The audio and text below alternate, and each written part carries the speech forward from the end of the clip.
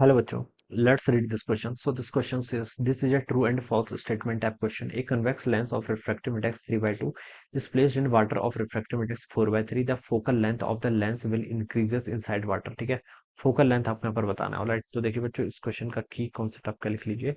Focal length of lens लिख लीजिए। ठीक है, फोकल लेंथ लिख लीजिए। ठीक है, फोकल लेंथ हमें डिफरेंट मीडियम में बताना है क्या होगा उसका। ठीक है, ये हमें चेंज बताना है।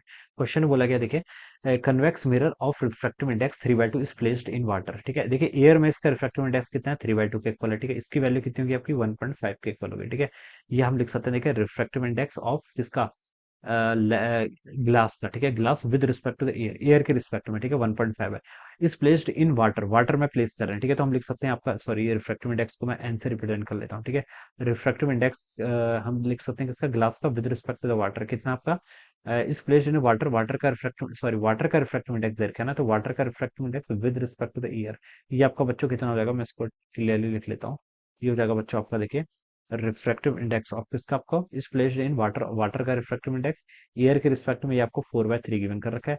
इसकी वैल्यू देखिए आपकी कितनी होगी, 1.33 के इक्वल होगी। अब हमसे बोल रखा है फोकल लेंथ पे क्या इफेक्ट पड़ेगा।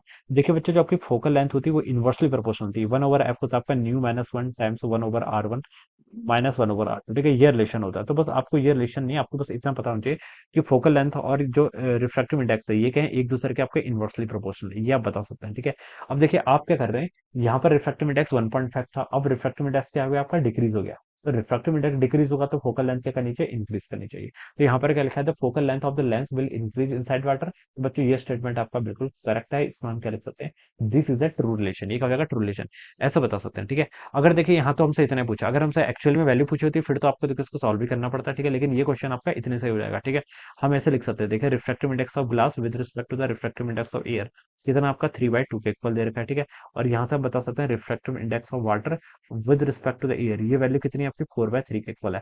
आपको बताना है कि पहले हमें देखिए इसका रिफ्रैक्टिव इंडेक्स निकालना पड़ेगा, किसका, ग्लास का इनसाइड वाटर। ठीक है, तो उसका वैसे लिख लीजिए, refractive index of glass with water. ठीक है, इसको हम कैसे लिखेंगे, आपका NG/NW लिखेंगे, क्या लिखेंगे, सॉरी, NG/NW। ठीक है, इसको हम देखिए कैसे फाइंड आउट करेंगे, NG/NA, तो आपको यहाँ से इसका वैसे लिख लीजिए, देखिए NG/NA इंटू आप क्या लिख लीजिए, NA/NW। ठीक है, ऐसे लिख सकते हैं। ऑलराइट, NG/NA की वैल्यू बच्चों कितनी है आपकी, 3/2, और ये आपका देखिए NA/NW कितना आपका, ये आपका 3/4 के इक्वल है। ठीक है, NW/NA 4/3, तो NA/NW 3/4 के इक्वल होगा। ठीक है, तो यहाँ से आपका इतना हो जाएगा बच्चों, उसकी वैल्यू आपकी 9/8 के इक्वल होगी, यानी कि आपका हो गया 1.125, 125, यस 1.125 के इक्वल हो जाएगा। ठीक है, तो ये आ जाएगा।